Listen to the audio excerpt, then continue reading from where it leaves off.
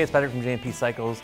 Today I want to talk to you about the touring capabilities of Indian's FTR1200, or more specifically, this FTR1200S we have right here. Now, obviously, Indian did not intend for this to be a touring bike, but we had the opportunity to go on Biltwells El Diablo Run and take the FTR here on a 3,000 mile round trip down into Mexico and back, and we jumped at that opportunity. And one of the great things about taking this on the trip was we experienced a huge range in temperatures and conditions and roads, anything from the low 30s where we're absolutely freezing to death, all the way up into triple digits down around the Mexican border.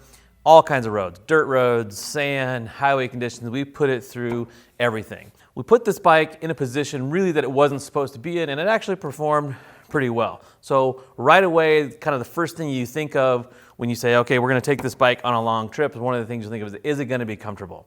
Well, actually, it wasn't too bad. The ergonomics on it are really neutral. I really like them, but there's a couple of things I was concerned with. One was wind blast. And we did the review on this. We did take it on the highway quite a bit, but this was sustained highway for long times at high speeds, and the wind blast actually wasn't that bad. I didn't have too much of an issue with it at all until we were in high wind, high speed conditions. There was a point in Utah where we were, clipping along at 80 miles an hour, and there was, 30, 40 mile an hour gusts. Then you are going to feel it. You're probably going to feel that on any bike. And then the second thing is the seat here. Everybody has asked, how's the seat for that long? Well, any seat over 3,000 miles, probably you're going to, get tired of sitting on.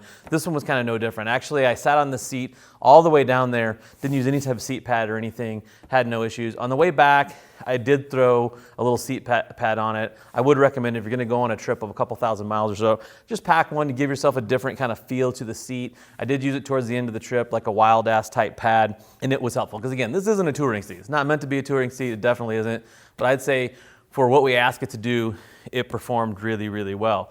With the luggage and stuff I had on there, I didn't have a lot of positions to switch to. Like if I'm on a cruiser, you kind of have extra set of pegs, you can move your legs around. You can't really do that on this bike, but again, it was kind of a non-issue for me. The other thing that I was mainly concerned about with this was packing it, luggage. Like I said, this bike isn't meant to carry a lot of luggage, not really set up for that, but I used Kriga's US 70 combo system back here. It worked really, really well. It was actually pretty easy to do. With the side handles here on this bike, you can strap it right to it. I didn't have to have anything really extra to use the Kriga system on. The US 70 went right on here. The 30 liter went here, had two 20s on the side. Like I said, initially I was worried about anything I would hang off the side of the bike, getting into the exhaust. It kept everything up nice and high, packed on here. And then I put a Kriga US 20 on the tank. Now this is where I had a little bit of an issue. This really isn't a tank up there. It's more of an air box. The tank starts here and goes back this way. So this is not metal. So any type of magnetic tank bag isn't gonna stick to this. So I got a little bit innovative with my Kriga US 20 here. I used some rock straps, and I was able to put 4 mounting points. The trellis frame's nice for that. You can wrap stuff around it and put it there. It did interfere with the gas cap a little bit. When I was at gas stops, I had to loosen the one side of the bag up to get to the gas cap. And that's the other thing that I touched on in the review of this bike is this tank feels kind of weird because it starts here and goes all the way back to the back. You're kind of filling all this area back here. And when you think you're done filling this, you're really not. You can always put more in. So the last gallon or so, fill really slowly and you'll get plenty of gas in there. But if not, you may short yourself. From there, we'll talk about fuel range. So I was riding with another guy who was on a Sportster, so he didn't have a ton of range either. But when we were doing the review, I felt safe at about 125 miles a tank on this. And that's pretty much what I gauged on the road. But on the highway, this thing does pretty well. It'll range you out on the dash there and tell you how much you have left. And the last couple of tanks on the highway, it was ranging me out over 150 miles. I don't know if I would 100% trust that, but you can probably go over 125 miles if you're just doing straight highway stuff. Now, when we filled up in Mexico, it didn't really like the gas down there. We got premium down there in Mexico, but I don't know if we just got a bad batch of gas or whatever, but it really shortened the range on this. So it was kind of sensitive to the gas, which I completely understand. But overall, I'd say the range is not an issue, especially for this type of motorcycle. 125 miles or so a tank, and you're probably ready to get off for a second anyways. I would say if you are gonna go do any kind of extreme kind of off-road stuff, into the mountains or, Mexico, you may not have gas available to you. Maybe take into consideration then, but pretty much the range on this thing's pretty stellar. Didn't have too many problems. The tires, these are the things that I had question marks about. This DT3R from Dunlop, it's a flat track. It's basically a flat track tire for the street. And I've mentioned before about how the groove pavement affects the tire. The tire tends to grab the groove pavement and move the bike around a little bit. Did plenty of that. I think it was on the 15 going from Nevada into California. That's a long stretch of groove pavement. You just got to get used to it. Got into California, lane splitting in that, no problem. This thing handled like a champ. But the wear on the tire, I didn't know how it was going to affect that because, like I said, this is not a touring bike. These are not touring tires.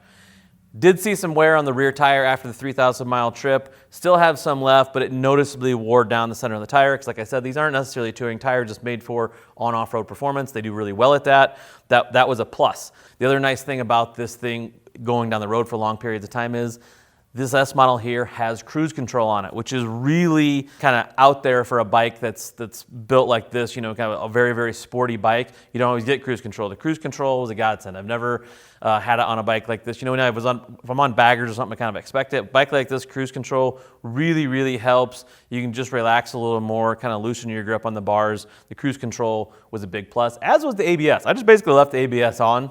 Kind of got lazy with my braking, but it's just nice safety thing to have in there, especially on the dirt roads and things like that. Can help a little bit. ABS was a nice touch. The other great thing about this bike, putting it in all these conditions, is it can handle almost anything you throw at it. So it's, like I said, it's not designed to be a touring bike. Clearly you can tour with it and take it on a 3,000-mile trip over 8 days. But if you want to jump off the road, if you want to hit a twisty road, which is what it's all about, right? It's not just about blasting down the highway. You want to find those back roads. You want to find those twisty, curvy roads.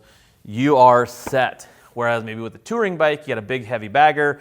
You're going to be less likely to enjoy going down a dirt road or a super technical road. This bike is up for the task, and that's what it's made for. So when you do get to the cool stuff, this thing really, really excels. Crossing back on the border, we were stopped for a while in some near triple-digit temps, and I kept an eye on the temp gauge on this thing, and it never got above 209, which was great. Even sitting in near triple-digit temps, just sitting there idling away, it did great. Didn't get excessively hot. I will say that you can feel the heat kind of on the back of your legs when it gets real warm like that. Not really a complaint. I don't know where else the heat's gonna go. It wasn't uncomfortable. I didn't have to get off the bike or really even move my legs, but I did feel the heat when it got real hot. I was really happy with the performance of the bike. Super glad we took it down to EDR. And like I said, it makes a fun little touring bike because when you get to do the cool stuff, this bike is more than capable. Well, I should probably wipe the road grime off this thing and get it ready for our next adventure. Had a hoot on this down at El Diablo Run. Don't be afraid to take your FTR or an FTR on any type of long trip. Anything can be made into a touring bike. If you have any questions, hit us in the comment section below. If you like what you see here, tell your friends. Please subscribe to us and go ride those motorcycles.